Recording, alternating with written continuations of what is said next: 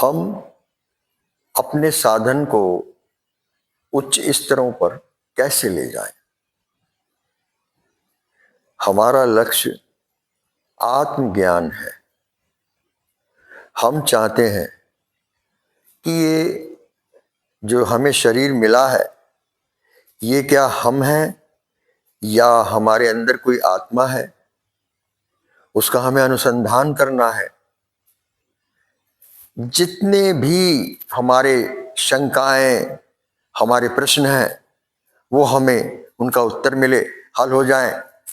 हमें ऐसा साधन मिले, ऐसा गुरु मिले, ऐसा मार्ग मिले कि ये जितनी भी जिज्ञासाएं हैं वो शांत हों और मोक्ष मार्ग हमको मिल जाए, मुक्ति मार्ग हमारा खुल जाए।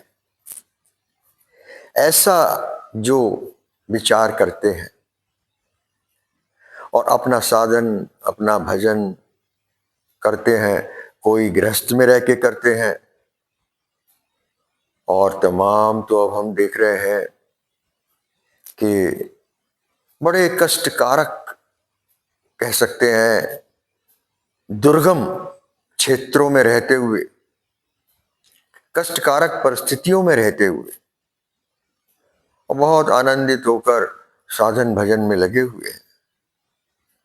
जो मनुष्य शरीर मिला है तो उसके कल्याण के लिए तत्पर हैं। उन्होंने उसी मार्ग को अपना लिया, वही चल पड़े, सब कुछ त्याग कर। तमाम अघोरी, साधु, महात्मा, अखाड़े और योगी जन, मनीषी, विद्वान साधन भजन करते हैं 24 घंटे में। कोई कोई तो 18 घंटे करते हैं। और बहुत से ऐसे गृहस्थ भी हैं जो साधन भजन में लगे हुए हैं, निरंतर निरंतर साधन में अपने को लगाए रखते हैं। और उद्देश्य कोई भी हो, भगवत ज्ञान हो, भगवत दर्शन हो, या ऐसा विचार हो कि भाई मैं जो हूं, मैं कौन हूं, मैं नहीं हूं और ईश्वरी सब कुछ है, और वो ज्ञान, आत्मज्ञान मुझको मिल जाए। और किसी को कोई सूक्ष्म शरीर के अनुभव होते हैं, 1 से 2 प्रकट हो गए और अनेकों अनेकों अनुभव हो रहे, परकाया प्रवेश, शमशान साधना, बहुत कुछ है इस प्रकृति में। अनंत है, सब कुछ है, बहुत कुछ है। तो बहुविध प्रकार की इच्छाओं को लेकर साधनाएं करते हैं। तो आज मैं आप सबसे एक, उसमें जो मूल तत्व है, सभी के लिए है, केवल उस विषय पर बात करूंगा, और वो है एक समर्पण का भाव। हमारा उस साधन में कितना समर्पण है। अब समर्पण की बात से यहां पे थोड़ा समझना है कि साधन हम करते हैं तो साधन हम करें, समर्पित समर्पित होकर करें। इसका पीछे कहने का आशय ये है कि वो फल ना उठे मन में, साधन पे ही समर्पित होगा कि यही हमें करना है, बस यही हमारी मंजिल है, यही हमारी प्राप्ति है, बस ये जो है यही है, इसके आगे हमें कुछ नहीं चाहिए। इस प्रकार के भाव को यहां पर मैं समर्पण का भाव कहूंगा, उस साधन के प्रति जो वो कर रहे हैं, है ना बात। हाँ, यदि आपके मन में ये आएगा कि अभी मेरी ये स्टेज है, अभी मुझे ये और होना है, अभी मैं आज्ञा चक्र पर आ गया हूं, आगे सहस्रार पर जाना है, अभी मैं ये और समाधि लगानी है, अभी मेरे जीवन में ऐसा घटित नहीं हुआ। ये सब जो हमारी चिंताएं हैं, उसमें हम अगर रहते हुए और साधन भजन कर रहे हैं तो बड़ी बाधाएं उत्पन्न होती रहती है।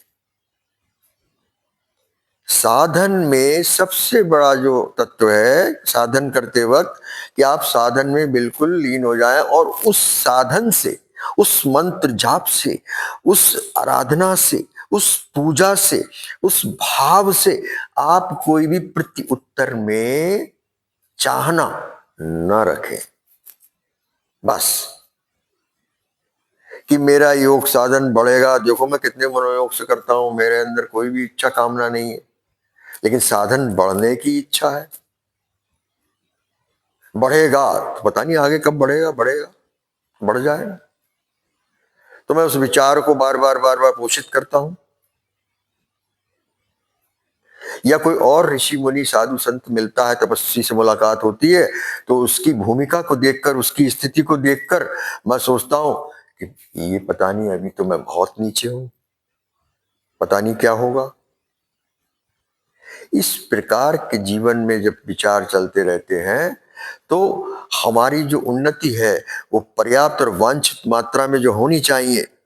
अरे भगवान के मंत्र में, भगवान के ध्यान में, भगवान की आराधना में तो वो शक्ति है कि साक्षात ईश्वर को वहां पर आना पड़ता है, उपस्थित होना पड़ता है। वो तुम्हें दिखाई दे न दे, लेकिन उनकी शक्ति पूरी आभा खिंच के आ जाती है। वो सर्वत्र समान रूप से तो व्याप्त है, तो प्रकट होने में कौन सी देर लगनी है भाई। तो हर समय भय प्रकट कृपाला दीन दयाला, हर समय प्रकट है, लेकिन प्रकट नहीं है, वो आपसे प्रकट है। आपकी आराधना, आपकी भक्ति, आपका भाव, आपका पूजन, आपका जाप, आपका विचार, तो बस वही है, वही है, वही है, वो हो रहा है, वही हो रहा है, बस और क्या है। बस आप तो मस्त हैं। न चाहना। लेकिन जितने भी महात्मा जन, साधु जन और अन्य साधारण साधकों की बात क्या करें, सबके मन में कहीं ना कहीं ये भाव रहता है कि हमारा साधन इस लेवल का है। किसी किसी को तो ये घमंड भी हो सकता है, अभिमान हो सकता है, अहंकार हो सकता है कि हम तो ये सिद्धियां दिखा सकते हैं, हम ये कर सकते हैं, हम, ऐसा हो सकता है हमसे। हम अगर विचार भी कर ले तो क्षण मात्र में वो पूरा होता है, ऐसा अहंकार भी होता है। तो ये सब जो है विचार, वो हमें निम्न स्तर में ही डाले रखते हैं। हम वहीं के वहीं फिर लौट आते हैं और इस तरह हमारी जिंदगी व्यतीत होती जा रही। बहुत कम मात्रा में लोग निकल के आ पाते हैं इन सब झंझटों से। ये बहुत बड़ी झंझट है और ये अंतर मन में पल ही जाती है। सुदूर अकेले में रहते हुए भी ये भी आ जाती है कि पता नहीं मोक्ष का अभी क्या है, क्या उनसा चक्र है, क्या है। और फिर अब तो नेट आ गया है, साहित्य सब मिल जाता है उसको ऑनलाइन, तो बहुत साधु दूर बैठा हुआ भी वो अपना अब ज्ञान प्राप्त करे ले रहा है। और ज्ञान वो जो भगवान के बारे में जान लिया और सुन लिया और कैसे हैं वो, ऐसे हैं, इतने सुंदर हैं, इतने महान हैं, उनका निबंध पढ़ लिया कि गाय है 4 legs, 2 horns, 2 eyes, 2 ears and 1 long tail।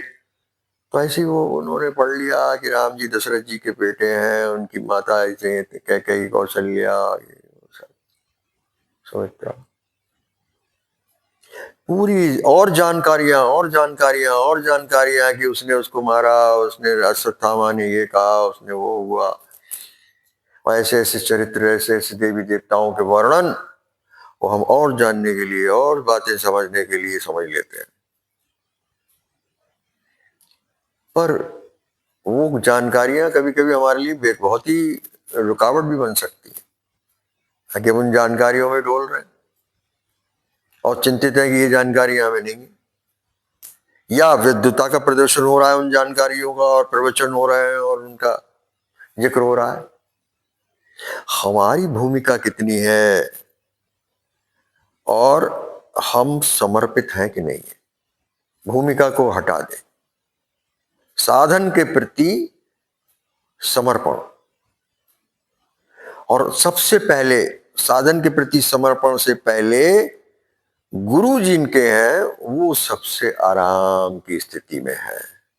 वे लोग धन्य भागी हैं, वे लोग कह सकते हैं सबसे अमीर हैं कि उनके पास गुरु है। अरे गुरु अगर है, तुम्हारा गुरु अगर कुंडली में बैठा है तो गुरु कल्याणकारी होता है। गुरु फिर सारी बाधाओं को दूर करके, और गुरु फिर गुरु ही तो ले जाता है भगवान से मिलाने। हाँ, हमने तो छोटे क्लास में ही सुना होगा, गुरु गोविंद दो खड़े काके लागो पाए, बलिहारी गुरु आपने, बलिहारी गुरु आपने, गोविंदियो बताए। तो गुरु ही वहां भी पहुंचा रहे हैं। गुरु इस जीवन में मार्ग निर्देशन उनका मिल रहा है, और हमारी आत्म में, हमारे हृदय में गुरु का वासा हो जाता है। तो जिनको गुरु मिल गए हैं तो उनको मात्र कोई करने की जरूरत ही नहीं है कुछ भी। छोड़ दो सारे झंझटे, छोड़ दो सारी बातें, बस। और सूत्र दे दिया हमारे विद्वानों ने, मनीषियों ने, ज्ञानियों ने। कितना महान सूत्र, कितना सरल सूत्र है ये। ध्यान मूलम गुरो मूर्ति। बोले किसका ध्यान करें? राम जी का करें, कृष्ण जी का करें? वो उस मोहक छवि वो राधा रानी का करे, ओ निकुंज प्यारी, और या माँ दुर्गा का करे। सिंह वाहिनी माँ दुर्गा तुम, या हनुमत लाल का करे, हनुमान जी महाराज का करे, बाबा भैरवनाथ का करे, माँ कालिका का करे, सिद्धि विनायक श्री गणेश जी का करे। किसका चिंतन करें? तो बोले ये सब चिंतन जो है, ये चिंतन काल्पनिक है। काल्पनिक इस मामले में कि आपकी कभी इनसे आमना सामना तो नहीं हुआ, कि अब वो नहीं है तो उनकी फोटो है, चलो, लेकिन मिले थे, मुलाकात हुई थी। ये सारे जितने भी जो है हमारे इष्ट, आराध्य, ईश्वर तत्व, सारे सब कुछ ये हमारे लिए प्राथमिक रूप से काल्पनिक है, कि हमने एक कल्पना करनी है। सवाल हल करना है तो सपोज करके, तो कल्पना तो पता नहीं कैसे हल होगी आगे चल के, ये भी हमें नहीं मालूम। कल्पना करें तो कैसे करें, किसकी करें, प्रगाढ़ हो। पर सबसे आसान है गुरु जी हैं सामने, जिनसे हमें मंत्र मिला, जिनका सानिध्य मिला, कृपा मिली, और हमारा हृदय तरंगित होने लगा। भगवत भजन करते समय हमारे अंदर अपने आप हिलोरें उठने लगी। ऐसा गुरु ने मेरे अंदर शक्तिपात कर दिया, वो तरंगे हमें डाल दी, वो भेज दी, कि अब मैं आनंदित होने लगा। जहां कोई भजन हो, जहां कोई रामायण कथा हो रही हो, भगवत नाम हो रहा हो, तो जैसे हनुमत लाल आनंदित हो जाते थे, ऐसे ही आप आनंदित होने लगे। गुरु ने वो ऊर्जा आपके अंदर प्रवाहित कर दी, शक्तिपात दे दिया, और आप धन्य धन्य हो जाए। वस्तु अमोलक दी मेरे सदगुरु, कृपा कर अपनायो, पायो जी मैंने राम रतन धन पायो, राम रतन धन पायो।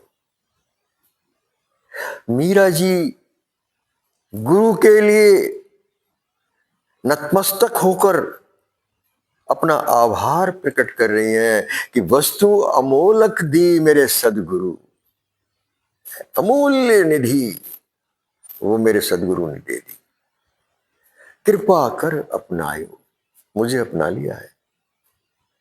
तो यदि किसी को सदगुरु प्राप्त हो गए, गुरु का दर्शन मिल गया और गुरु का सानिध्य मिल गया और फिर गुरु की कृपा मिल गई, शक्तिपात हो गया, और कहीं गुरु ने वो मंत्र दे दिया, जागृत मंत्र, चैतन्य मंत्र, तो फिर कुछ भी प्राप्य नहीं है, कुछ भी और प्राप्त करने की आवश्यकता नहीं है। अस्त्र शस्त्र सारा संपूर्ण खजाना मास्टर की आपको प्राप्त हो गई गुरु से। तो ये चीजें आपको मिल गई, अभी आपको उसकी वैल्यू नहीं पता लग रही, क्योंकि शुरू में किसी चीज की वैल्यू पता नहीं चलती। जब उसको बरतते हैं, जीवन में वो उसका उदय होता है, तब उसकी उपयोगिता परिलक्षित होती है। तो जब आपको और उच्च अवस्था होगी तो गुरु की महत्ता बढ़ती चली जाएगी।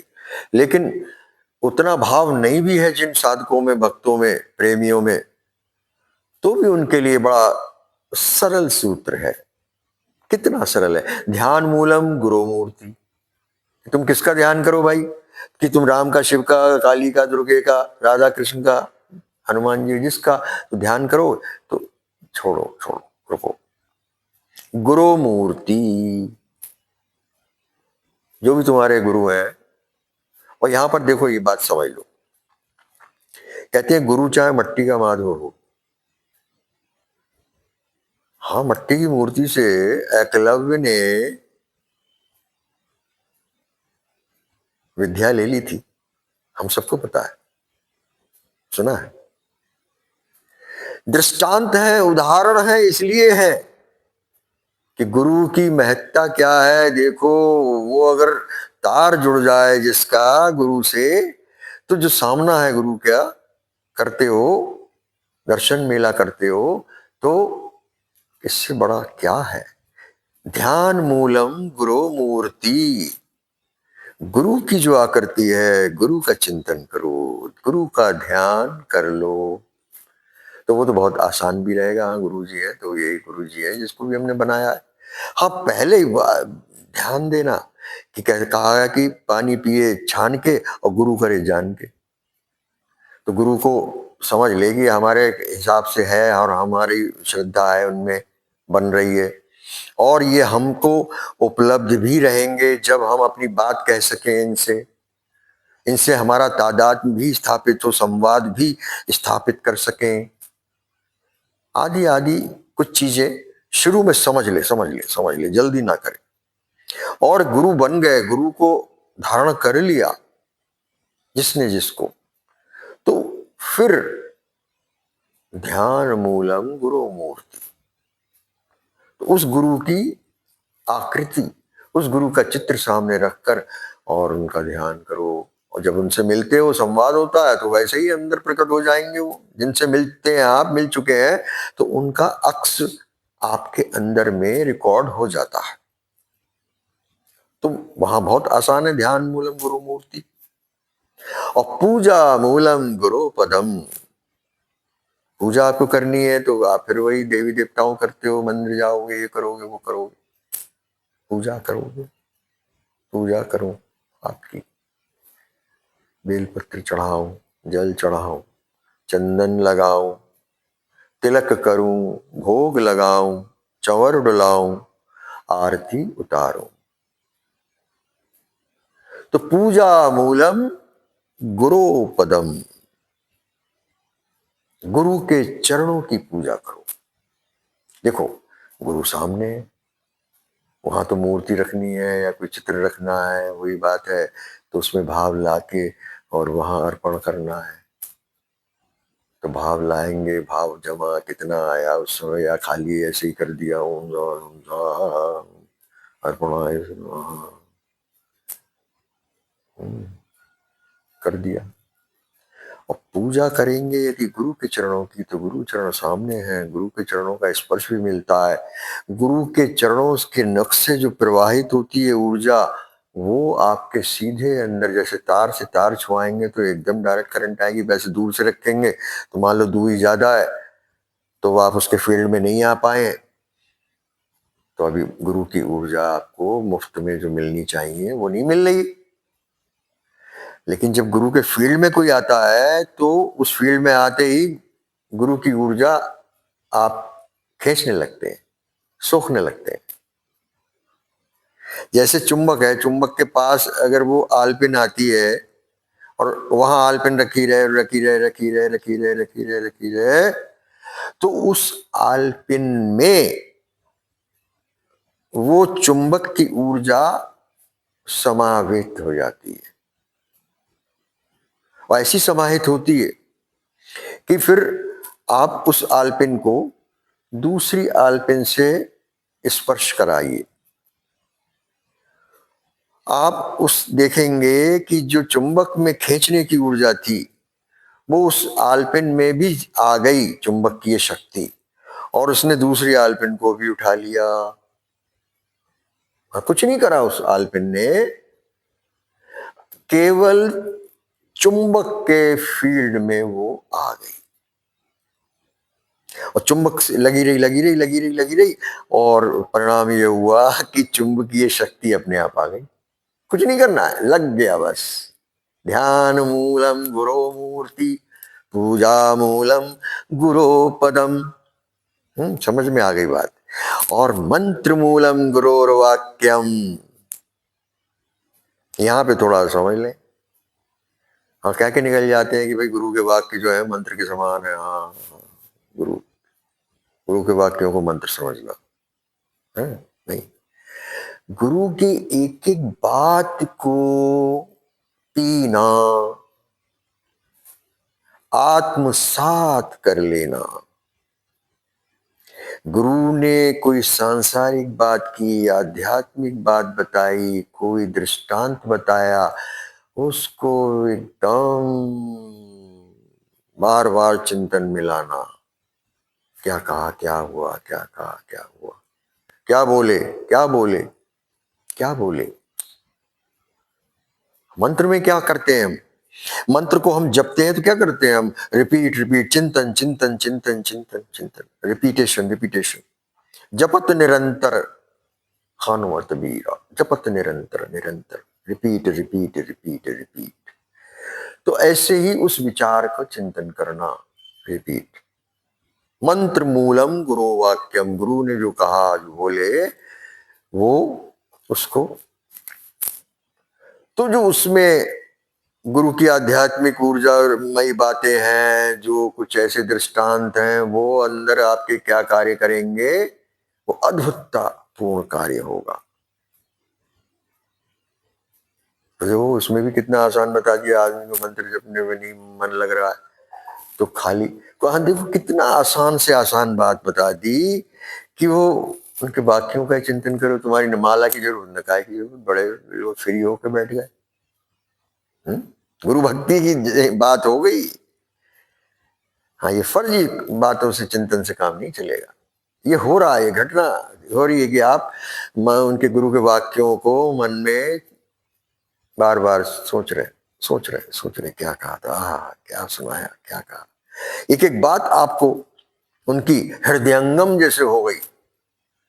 किसी को पूछे वो कि हमने क्या कहा, तो मान लो कि 100 श्रोता शिष्य गण विद्वज्जन उस गुरु को सुनने के लिए बैठे, 100, तो उन लोगों से अलग अलग अलग उस बात को पूछा जाएगा तो 90-92 की बातें सब जो उन्होंने कहा उसका कोई सार लेगा, कोई उसका अर्थ लेगा, कोई उसको और गंभीरता से बताएगा। अलग अलग अलग अलग अलग अलग अर्थ निकल जाएंगे, तो बात हो जाएगी। लेकिन जो सच्चा शिष्य होता है कहते हैं ना, समर्पित शिष्य होता है, वहां अर्थ नहीं लगाता, उसका अपना दिमाग नहीं चल रहा है, वो तो केवल सुन रहा है, श्रोता है। और वो श्रोता जैसे रिकॉर्ड हो गई, वो सीधे सीधे वो बातें वो रिकॉर्ड हो गई, और केवल उसी विशुद्ध तरीके से उसी बात को वो रिपीट अपने मन में विचार में ला रहा है। देखो कितनी सरल बात है। तो ऐसा अगर हो रहा है तो वो समझ लो मंत्र जप रहा है, कोई मंत्र जपने की आवश्यकता नहीं। मंत्र मूलम गुरुर वाक्यम, और फिर क्या होगा, सिद्धि मूलम गुरु कृपा, सिद्धि मूलम गुरु कृपा। सिद्धि का जो मूल है, जो आधार है कि उसको सब कुछ ज्ञान मिल जाए, वो पूर्ण हो जाए, वो क्या है, गुरु की कृपा। अब गुरु कृपा ऐसा सरल शब्द है, बहुत आसान, और हर कोई इस्तेमाल करता है, भाई हम पे तो गुरु जी की बहुत कृपा है। वो कृपा से मतलब इतने मतलब है, इतनी बातें कृपा से मतलब है कि हमारी धंधा ठीक चल रहा है, हमारी दुकान ठीक चल रही है, हमारा सारा जो कार्य है वो गुरु कृपा से चल रहा है, सब चल रहा है, गुरु कृपा है। तो गुरु कृपा हमको देते हैं ऐसा लगता है, और गुरु कृपा आप ले रहे हैं तो वो आपका सारा कार्य चल रहा है, तो इसलिए लेते रहना है आपको गुरु कृपा। कुछ इस तरह का जो एक कहना चाहिए जागतिक विधान बन गया है, ये जो सांसारिक विधान हो गया है, ये आध्यात्मिक विधान नहीं है। अरे कृपा का मतलब ये है कि आप उनकी जब फील्ड में गए, आप जब हर समय उनके चिंतन में रहे, उनकी ऊर्जा से आपका तादाद में रहा, मोबाइल बराबर टावर से वो कनेक्ट रहा, कनेक्टिविटी बनी रही, तो फिर वो ऊर्जा, वो उसको ही कृपा कहा गया है, वो अपने आप आपको प्राप्त होती है, वो अपने आप आती है, अपने आप रहती है, क्योंकि आप उनकी फील्ड में हैं, कनेक्टिविटी है, संपर्क साधे हुए हैं, वहां पर तादात्म्य स्थापित हो गया है। तो गुरु से जो तादात्म्य स्थापित कर लेता है वो विजेता होता है।